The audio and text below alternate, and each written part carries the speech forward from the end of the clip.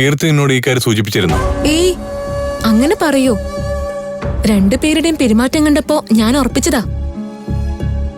മുൻപേ തുടങ്ങിയിരുന്നു ഈ കലാപരിപാടി. ഫംഗ്ഷന്റെ സമയത്ത് റോഷൻ സാർ കീർത്തി ചേച്ചിയുടെ പുറകെ തന്നെയായിരുന്നു, ചേച്ചി റോഷൻ സാറിന്റെ പുറകെയും. അവര് തമ്മിൽ സ്നേഹത്തിലാണെങ്കിൽ ഏട്ടൻ അഞ്ജലി വിവാഹം കഴിക്കാൻ സമ്മതിക്കോ? അമ്മയെ വിഷമിപ്പിക്കേണ്ടെന്ന് കരുതി സമ്മതം മൂളിയതായിരിക്കും റോഷൻ സാറ്. രണ്ടുപേരും തമ്മിൽ എന്തെങ്കിലും പ്ലാൻ ചെയ്ത് കാണും. ഏതായാലും ആ വിവാഹം നടക്കാൻ പോകുന്നില്ല. കീർത്തി ചേച്ചിയുടെയും റോഷൻ സാറിന്റെയും സ്നേഹം കാണുമ്പോ അവര് തമ്മിൽ കെട്ടോന്നാ തോന്നുന്നേ. ആ എന്തെങ്കിലുമൊക്കെ ആവട്ടെ, സാർ ഇത് മനസ്സിൽ വെച്ചാ മതി കേട്ടോ. ഞാൻ പറഞ്ഞേ ഉള്ളൂ.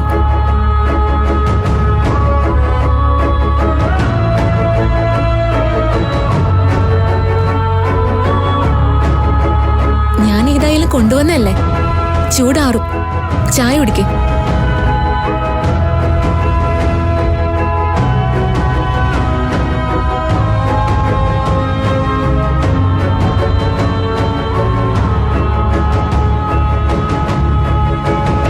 ചായ. അയ്യോ അയ്യോ, ചായ മറിഞ്ഞു. സോറി. തൊട്ടുപോലെ തന്നെ ഓൾഡർ ചായ. ഇനി എങ്ങനെ എന്റെ മുമ്പിൽ വന്നാ നീ വിവരം അറിയും. എല്ലാം കണക്കാ.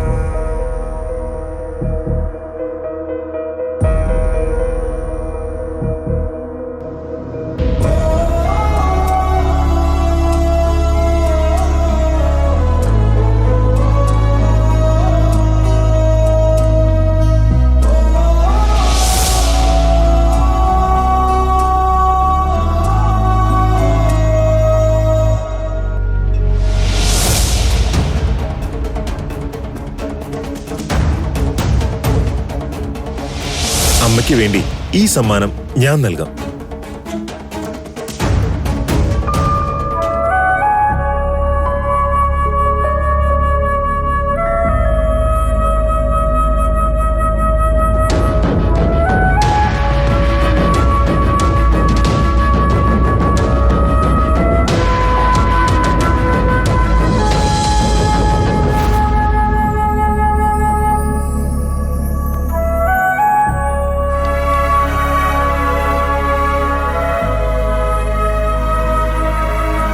നിക്കടവിടെ, അവിടെ നിക്ക്. അവൻ പറഞ്ഞോ? ആരോട് പറയാൻ? ഈയിടെ നിന്റെ സുഹൃത്ത് ആ പെണ്ണിനോട് തന്റെ മനസ്സിലുള്ള പ്രണയം പറഞ്ഞോന്ന്? ഇല്ല, അവൻ പറഞ്ഞില്ല. നീയല്ലേ പറഞ്ഞത് അവൻ പെട്ടെന്ന് തന്നെ അവളോട് പറയുന്നു. എന്നിട്ട് പറഞ്ഞില്ലേ? എന്തിന് കൊള്ളാവിടെ അവനെ? ആ നാറിക്കൊന്നും പറഞ്ഞ പണിയല്ല പ്രണയം. ധൈര്യം വേണോടാ, ധൈര്യം. ഞാനൊക്കെ എന്റെ ആയ കാലത്ത് കണ്ണ് കണ്ട പെൺകുട്ടികളോടൊക്കെ ഐ ലവ് യു പറയും. അതെന്റെ ഒരു ഹോബിയായിരുന്നു. അതാണ് ധൈര്യം, ആണത്തം. ഇവൻ ഏത് വൃത്തിയിട്ടവനാണ്ടാ? ഒരു പെണ്ണിനോട് മനസ്സിലുള്ള പ്രണയം തുറന്നു പറയാൻ കഴിയാത്തവൻ ആൺവർഗത്തിന് അവമാന. പോയി ചാകാൻ പറയടാ നാറിയോട്. ആ നാറി അല്ല, അവൻ പറയുന്നത് ഇനി അവളോട് ആ പെണ്ണിനോട് പ്രണയം പറഞ്ഞിട്ട് കാര്യമില്ലെന്ന്. എന്തു പറ്റി? അവള് വേറൊരുത്തനായിട്ട് പ്രണയത്തില.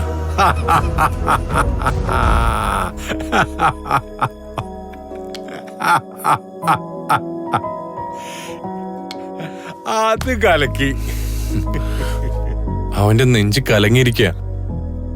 അവനാകെ തകർന്നിരിക്കുക മുത്തശ്ശ. തകർന്നിട്ട് എന്ത് കാര്യം? ഒറ്റ വഴിയേ ഇനി അവന്റെ മുമ്പിലുള്ളൂ. എന്തു വഴി? ബീവറേജ് ചെന്ന് ഒരു കുപ്പി വാങ്ങിക്കാം. ഏതെങ്കിലും ഒരു കുന്നിന്റെ മുകളിൽ പോയി മദ്യം കഴിക്കാം. എന്നിട്ട് ഉറക്കെ ആകാശം നോക്കി വിളിച്ചു പറയാം, I love you, I love you. അതിങ്ങനെ ആകാശത്തിൽ അലയടിക്കും. അത് കേട്ട് പൊട്ടി പൊട്ടിക്കരയ. അന്ന് രാത്രി അവിടെ തന്നെ ഓഫാകാൻ പറയാം. വല്ല കുറുക്കനും കടിച്ചു കൊന്നില്ലെങ്കിൽ രാവിലെ എഴുന്നേറ്റ് വീട്ടിൽ പോകാൻ പറയാം. അതിന് നീ എന്തിനാടാ കരയണത്? അവന്റെ കാര്യം ഓർക്കുമ്പോ സഹിക്കാൻ കഴിയുന്നില്ല മുത്തശ്ശ. സഹിച്ചല്ലേ പറ്റൂ മോനെ.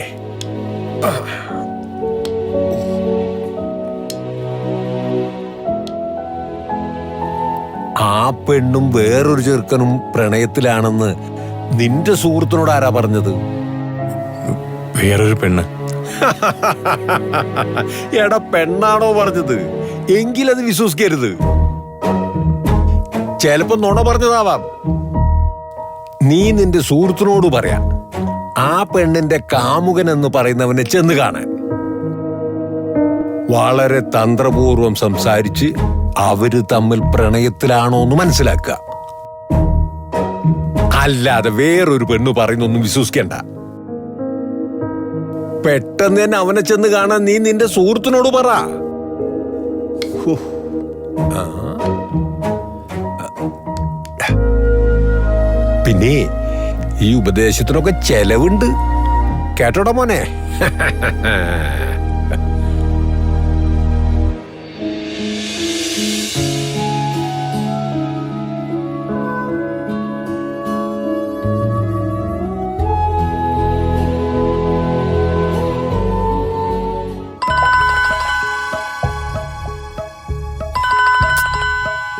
എന്ത് കഷ്ടത്.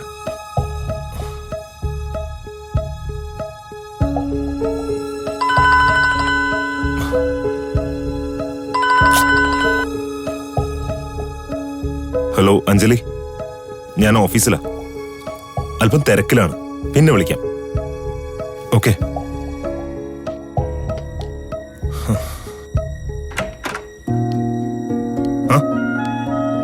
നീ എന്താടാ ഇവിടെ? ഒന്ന് തിരിഞ്ഞു നോക്കാത്ത ആളാണല്ലോ. ഇവിടെ അടുത്തൊരു വന്നതാ, അസിസ്റ്റന്റ് കോച്ചിന്റെ വീട്ടില്. അപ്പൊ ഒന്നിവിടെ കേറിട്ട് പോന്ന് കരുതി. സന്തോഷം, ഇരിക്കടാ. പിന്നെ എന്തിനാ നീ അസിസ്റ്റന്റ് കോച്ചിനെ കാണാൻ പോയത്? അദ്ദേഹത്തിന്റെ മകളുടെ ബർത്ത്ഡേ എങ്ങാനും ഉണ്ടോ? ഇല്ല. ഇത് പന്തല്ല ഉരുട്ടിക്കളിക്കാൻ. ഏട്ടന്റെ ഏറ്റവും അടുത്ത സുഹൃത്താരാ? എന്താ സംശയം? നീ തന്നെ ആണല്ലോ. കുറച്ചു കാലം മുമ്പ് വരെ ഏട്ടൻ എല്ലാ കാര്യങ്ങളും എന്നോട് തുറന്നു പറയായിരുന്നു. പക്ഷെ ഇപ്പൊ ഇല്ല. എന്തുകൊണ്ടങ്ങനെ? തുറന്നു പറയാൻ മനസ്സിലൊന്നും ഇല്ലാത്തോണ്ട്. അത് കള്ള. നിനക്ക് തോന്നുന്നുണ്ടോ എന്റെ മനസ്സിൽ ഞാൻ എന്തെങ്കിലും ഒളിച്ചു വെക്കുന്നുണ്ടെന്ന്? ആ, ഉണ്ട്. എന്താ അത്? എങ്ങനെ പറയും? പറഞ്ഞ അടി ഉറപ്പാ. എന്താടാ നീ ആലോചിക്കുന്നേ? നീ പറ, എന്താ ഞാൻ ഒളിപ്പിക്കുന്നതെന്ന്? സത്യാണോ ഞാൻ ഈ കേൾക്കുന്നത്? നീ എന്ത് കേട്ടു എന്ന്? അതെന്താണെന്നറിയാതെ ഞാനെങ്ങനെയാ സത്യമാണോ കള്ളമാണോ എന്ന് പറയുന്നത്? ഓ, അത് ശരിയാണല്ലോ. എടാ പറയടാ, എന്താ നീ കേട്ടത്? ഞാൻ നിന്നോട് പറയാതെ ഒളിപ്പിച്ചത് എന്താന്ന്?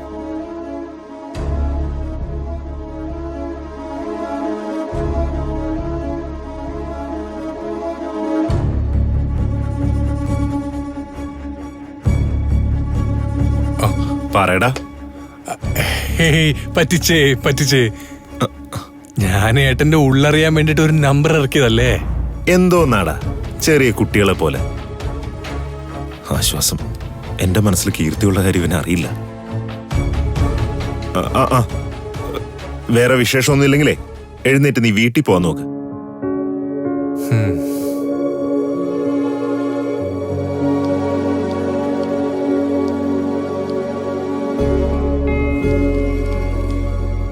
പിന്നെ ഒരു കാര്യമുണ്ട്.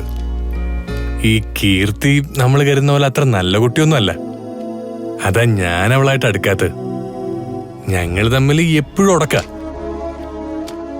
ഏട്ടനും അങ്ങനെ ഉടക്കി അവളിൽ നിന്ന് മാറി നിൽക്കുന്നതാ നല്ലത്. ഇവിടെ ആയതുകൊണ്ട് ഞാൻ നിന്റെ ചെവിക്കല്ലടിച്ച് പൊട്ടിക്കുന്നില്ല. കീർത്തിയെ കുറിച്ച് നീ അനാവശ്യം പറയരുത്. അവളെ പോലൊരു നല്ല കുട്ടി ഈ ഭൂമിയിലില്ല. അപ്പോ എന്താപ്പോ? എടാ പോടാ എന്റെ മുന്നിന്ന്, പോടാ. പോവാനല്ലേ നിന്നോട് പറഞ്ഞേ? സാർ, മീറ്റിംഗിന് സമയമായി, എല്ലാരും വെയിറ്റ് ചെയ്യാണ്. ആ ശരി, ഞാൻ പോടാ ഇവിടുന്ന്. എന്ത് മീറ്റിംഗ്? കറക്റ്റ് സമയത്ത് വന്നോളൂ. ഒരു കാര്യം മനസ്സിലായി, എല്ലാം തട്ടിപ്പാ. ഒക്കെ കണക്കാ.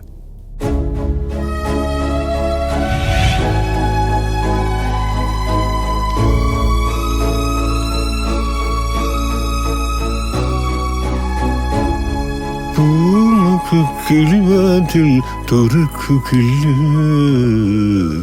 കാമുകി നിന്നെ ഞാൻ. ചോദിച്ചോ? എന്ത് ചോദിക്കാൻ? നിന്റെ സുഹൃത്ത് ആ പെണ്ണിന്റെ കാമുകനെന്ന് പറയുന്നവനോട് ചോദിച്ചോന്ന്. അവര് തമ്മിൽ പ്രണയത്തിലാണോന്ന് ചോദിക്കാൻ പറഞ്ഞിട്ടില്ലായിരുന്നോ ഞാൻ? നീ അത് മറന്നോ? മുത്തശ്ശൻ ഒന്ന് പോയേ, മനുഷ്യനാകെ ചൂട് പിടിച്ചിരിക്കുക. അതെങ്ങനെ പോകും? ഞാൻ ഇടപെട്ട കേസല്ലേ ഇത്. എനിക്ക് അതിന്റെ റിസൾട്ട് അറിയണം. അതെ, എന്റെ അവകാശമാണ്. മുത്തശ്ശന്റെ ഉപദേശം ഇനി വേണ്ട, ഒന്ന് പോയി തരാവോ? അത് പറഞ്ഞാ പറ്റില്ല. അതെ, നീ എന്നോട് നിന്റെ സുഹൃത്തിന് വേണ്ടി ഉപദേശം തേടി, ഞാനത് ഫ്രീ ആയിട്ട് ഉപദേശിച്ചു തന്നു. പേരക്കുട്ടിയല്ലേ എന്ന് കരുതിയാ കാശ് വാങ്ങിക്കാതിരുന്നത്. കാശ് വാങ്ങിച്ചില്ലെന്ന് കരുതി ഞാൻ ഉപദേശത്തിൽ പിശുക്കൊന്നും കാട്ടിയിട്ടില്ലല്ലോ. അതാണ് എന്റെ ആത്മാർത്ഥത. ഇത് വല്ലാത്ത ശല്യമായല്ലോ. ഇപ്പൊ അങ്ങനെയായോ? എനിക്കറിയണോടാ, എന്താ ഉണ്ടായെന്ന് എനിക്കറിയണം. മൂർച്ചയില്ലാത്ത മഴ എടുത്ത് കാലിട്ട പോലെ ആയല്ലോ ഇത്. ഓ, പറ. അല്ലെങ്കിൽ നിന്റെ സുഹൃത്ത് ആരാണെന്ന് പറ. നാളെ അവനെ ചെന്ന് കാണാം. എന്റെ മുത്തശ്ശ, അവൻ കാമുകൻ എന്ന് പറയുന്ന ആളെ കാണാൻ അദ്ദേഹത്തിന്റെ ഓഫീസിൽ ചെന്നു.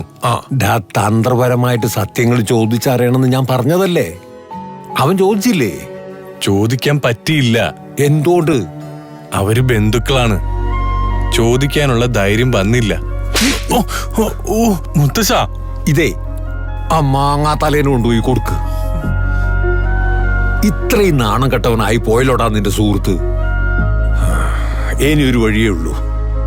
ഫ്രീ ആയിട്ട് ഞാൻ വീണ്ടും നിനക്കൊരു ഉപദേശം തരാം. ആ പെണ്ണിന്റെ സുഹൃത്തിനോട് നിന്റെ കൂട്ടുകാരൻ നേരിട്ട് ചോദിക്കുക, നീയും മറ്റേ കക്ഷിയും തമ്മിൽ പ്രണയത്തിലാണോന്ന്.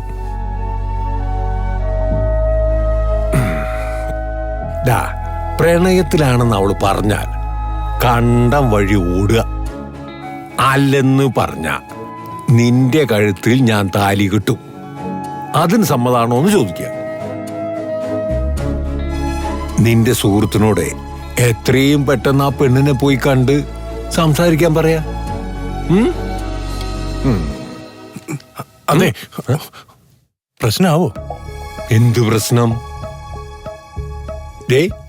ഈ വിഷയം നാളെ തന്നെ അവസാനിപ്പിച്ചേക്കണം. അവനോട് പറഞ്ഞേക്ക്. പറയാ.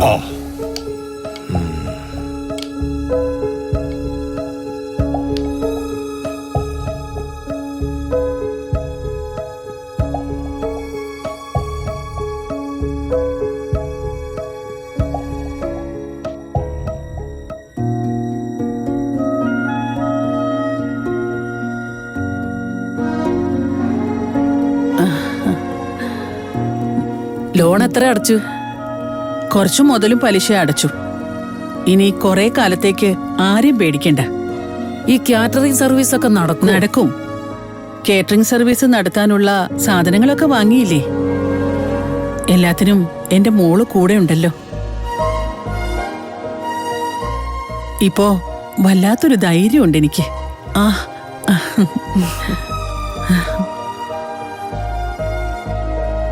പറഞ്ഞു പറഞ്ഞ് ഞാൻ ആന്റിയുടെ മോളെ പോലെ ആയില്ലേ? ദേ, ഇപ്പോഴും പറഞ്ഞു എന്റെ മോളെന്ന്. നീ എന്റെ മോളെ പോലെയായി. നാവിൻ തുമ്പത്ത് എന്റെ മോളെന്നേ വരൂ. പെട്ടെന്ന് തന്നെ നമുക്ക് കാറ്ററിംഗ് സർവീസ് തുടങ്ങണം. ഒരാഴ്ചക്കകം തന്നെ വേണം. ഒക്കെ മോളുടെ ഇഷ്ടം. സാധനങ്ങളൊക്കെ വാങ്ങിയല്ലോ. എപ്പോ തുടങ്ങണമെന്ന് മോള് തീരുമാനിക്കേ. 2 പാചകക്കാര് വേണം. ആന്റിയുടെ പരിചയത്തിൽ ആരെങ്കിലും ഉണ്ടോ? ഞാനുണ്ടല്ലോ ഇവിടെ പാചകം ചെയ്യാൻ. ഇവിടത്തെ അടുക്കളയിൽ കയറാത്ത ആളാ ഈ പറയുന്നത്. ഈ വയസ്സാം കാലത്തെ മുത്തശ്ശി ജോലി ചെയ്യാനൊന്നും നിക്കണ്ട. ഞങ്ങള് വേറെ പാചകക്കാരെ നോക്കിക്കോളാം. ആർക്കണ്ടി വയസ്സ്? എനിക്ക് പ്രായമൊന്നും ആയിട്ടില്ല. കിളവിയേ, നിന്റെ അമ്മ. കിളവിയോ? എന്റെ അമ്മ ഇപ്പൊ ജീവിച്ചിരിപ്പുണ്ടായിരുന്നെങ്കിലേ എത്ര വയസ്സ് കാണും? ദേ ഈ ആന്റിയുടെ അത്രയും വയസ്സ് കാണും. കിളവിന്നൊന്നും വിളിക്കേണ്ടിയിരുന്നില്ല മുത്തശ്ശി. ആ അതൊക്കെ പോട്ടെ. 2 പാചകക്കാരെ കണ്ടെത്തിയാലുടൻ നമുക്ക് കാറ്ററിംഗ് സർവീസ് സ്റ്റാർട്ട് ചെയ്യാം. എന്റെ പരിചയത്തിലൊരാളുണ്ട്, വിളിച്ചാ വരും. എപ്പോഴും കൂടെ നിക്കണമെന്നില്ല. നമുക്ക് ഓർഡർ കിട്ടുമ്പോ പാചകം ചെയ്യാനായിട്ട് വന്നാ മതി. നല്ല കോമ്പറ്റീഷനുള്ള ഫീൽഡാ. നന്നായിട്ട് വിയർക്കേണ്ടി വരും ആന്റി. എനിക്കതിൽ ഒരു ടെൻഷനും ഇല്ല. കണ്ട മുത്തശ്ശിയുടെ കോൺഫിഡൻസ് കണ്ടോ? ഇങ്ങനെ വേണോ ആന്റി? നഷ്ടത്തിലായ വെള്ളത്തിലാകുന്നതേ നിന്റെ കാശ. അതിന് ഞാനെന്തിനാ ടെൻഷൻ അടിക്കുന്നേ? ഈ അമ്മയുടെ ഒരു കാര്യം. നഷ്ടത്തിലൊന്നും ആവില്ല കേട്ടോ. ഞങ്ങൾ ഒത്തുപിടിച്ചാലേ ഇത് വിജയിക്കും. ആന്റിക്ക് ഒരു ടെൻഷനും വേണ്ട കേട്ടോ, ഞാൻ കൂടെ തന്നെ ഉണ്ട്. ലോൺ അടയ്ക്കാൻ വഴിയില്ലാതെ എന്ത് ചെയ്യുമെന്ന് ഓർത്ത് നിൽക്കായിരുന്നു ഞാൻ. എത്ര വലിയ സഹായമാണ് മോൾ എനിക്ക് ചെയ്തതെന്ന് അറിയോ? തോറ്റുപോകുന്നവരുടെ സങ്കടം നല്ലോണം അറിയാം ആന്റി. മുങ്ങിത്താഴുമ്പോ എന്നെ പിടിച്ചു കയറ്റാൻ ആരും ഉണ്ടായിരുന്നില്ല. നിലയില്ല കയത്തിൽ കൈകാലോട്ടടിച്ച് എങ്ങനെയോ കരപറ്റി. ഇനി വീഴില്ലെന്ന് തീരുമാനിച്ചായിരുന്നു എറണാകുളത്തേക്ക് വന്നത്. ഇവിടെ വന്നതിന് ശേഷവും ഒറ്റയ്ക്കാണെന്ന തോന്നലുണ്ടായിട്ടില്ല. 2 പേര് എന്നെ ചേർത്ത് പിടിച്ചു. മകളായി ആന്റിയും സുഹൃത്തായി റോഷൻ സാറും. എന്റെ ജീവൻ വേണമെന്ന് പറഞ്ഞാലും നിങ്ങൾ 2 പേർക്കുമായി ഞാൻ തരും. മോളെ,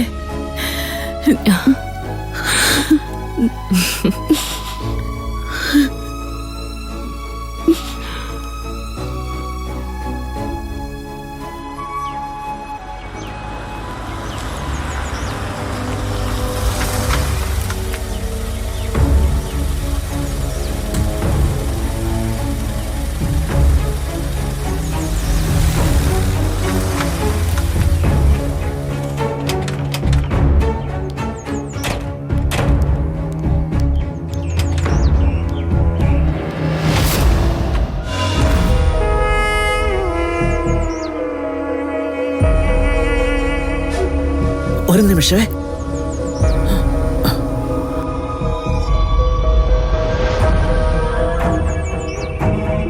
ഓ ആശ്വാസം, ആ മൂദേവി ഇല്ല.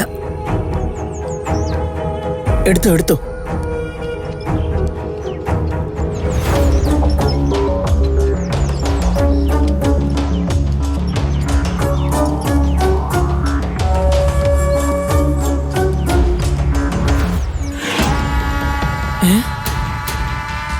ആംബുലൻസോ? സാവിത്രി മരിച്ചോ? സരസ്വതി, എടി സരസ്വതി. എന്താ അമ്മേ? ദേ നോക്കടി. അയ്യോ, ആംബുലൻസ്.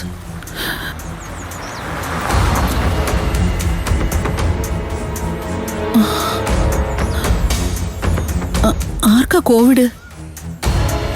ആംബുലൻസ് വന്നതേ കോവിഡ് രോഗിയെ കൊണ്ടുപോകാനല്ല, ആ സാവിത്രി മരിച്ചു. അയ്യോ, അവിടെ ശവശരീരം കൊണ്ടുവന്നതാ. അമ്മ കണ്ടോ? എന്തിനാ കാണുന്നേ? അവിടെ വീടിന് മുന്നിലല്ലേ ആംബുലൻസ് നിർത്തിയത്.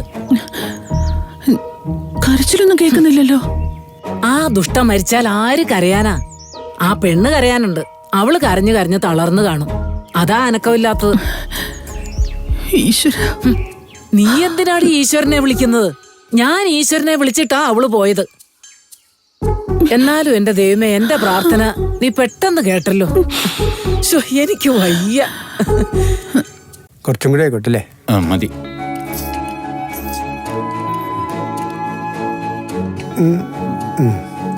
സാറിന് കുറച്ച് മതി.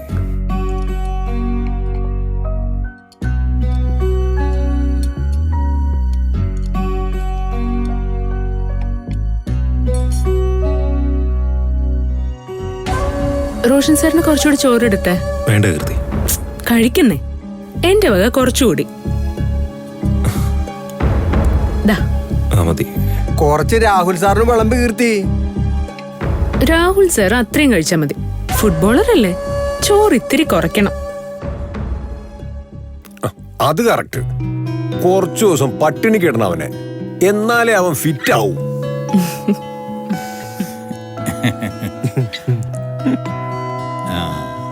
ഇന്ന് കറികളൊക്കെ ഉണ്ടാക്കിയത് കീർത്തിയല്ലേ? അതിന്റെ ഗുണം കാണാനുണ്ട്. തോരൻ ഞാൻ ഉണ്ടാക്കിയത്. ആ, അതിന്റെ ഗുണവും കാണാനുണ്ട്.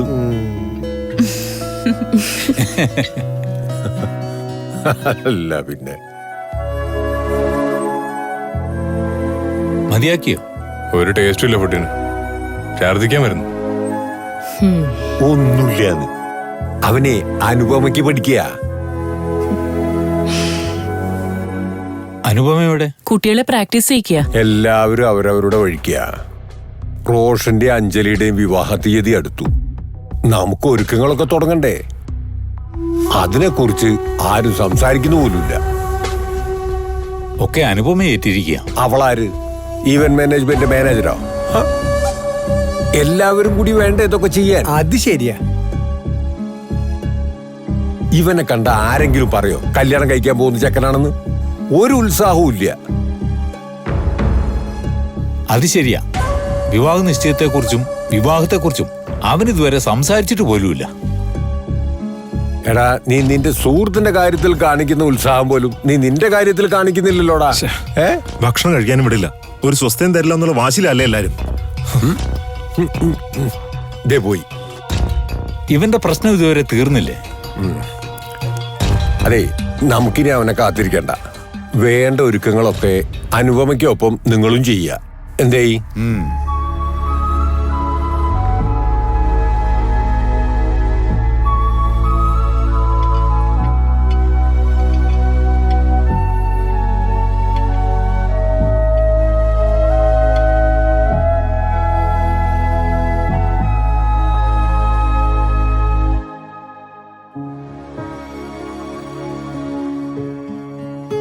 മോളെ, മോള് റോഷനെ ശ്രദ്ധിച്ചോ? വിവാഹകാര്യം പറഞ്ഞപ്പോ അവൻ എഴുന്നേറ്റ് പോയി. ഒരു താല്പര്യം ഇല്ലാത്ത പോലെ അവന്റെ പെരുമാറ്റം. പഴയ സന്തോഷമില്ല, അധികം ആരോട് സംസാരിക്കുന്നുമില്ല. ബിസിനസ് സംബന്ധമായ കാര്യമാണെന്നാ ഞാൻ ആദ്യം കരുതിയത്. അതല്ല അവന്റെ മനസ്സിൽ, മറ്റെന്തോ അവന്റെ മനസ്സിലുണ്ട്. ആന്റി പറഞ്ഞ പ്രകാരം ഞാനന്ന് ഓഫീസിൽ വെച്ച് റോഷൻ സാറുമായി സംസാരിച്ചിരുന്നല്ലോ. ഒരു പ്രശ്നമില്ലെന്നല്ലേ അന്ന് പറഞ്ഞത്? അതവൻ നുണ പറഞ്ഞതാ. എന്തോ പ്രശ്നമുണ്ട് മോളെ. നീ വേണ്ട രീതിയിൽ സംസാരിച്ചാ അവൻ അതെന്താന്ന് പറയും. നിന്റെ നല്ല ഫ്രണ്ടല്ലേ അവൻ. ഞാൻ മുമ്പ് പറഞ്ഞിരുന്നല്ലോ, ഞങ്ങളോട് പറയാത്ത കാര്യങ്ങൾ അവൻ നിന്നോട് പറയും. നീ ചെന്ന് അവനോടൊന്ന് സംസാരിക്ക്. ഈ കല്യാണം വേണ്ടെന്ന് അവന്റെ മനസ്സിലുണ്ടാവോ? ഏയ്, എന്ത് പ്രശ്നം ഉണ്ടായാലും അതവന്റെ വിവാഹത്തെ ബാധിക്കരുത്. അഞ്ജലിയുടെ കഴുത്തിൽ അവൻ താലി കെട്ടണം. അത്രമാത്രം സന്തോഷത്തില ഞങ്ങള്. വിവാഹം നടന്നേ പറ്റൂ. എനിക്ക് നല്ല ടെൻഷനുണ്ട്. നീ അവനോട് സംസാരിച്ച് അവന്റെ മനസ്സിൽ എന്താണെന്ന് അറിയ. അത് പരിഹരിക്കാൻ പറ്റാത്ത ഒന്നും ഉണ്ടാവില്ല ആന്റി. വിഷമിക്കാതെ, ഞാൻ റോഷൻ സാറുമായി ഒന്നുകൂടി സംസാരിക്കാം.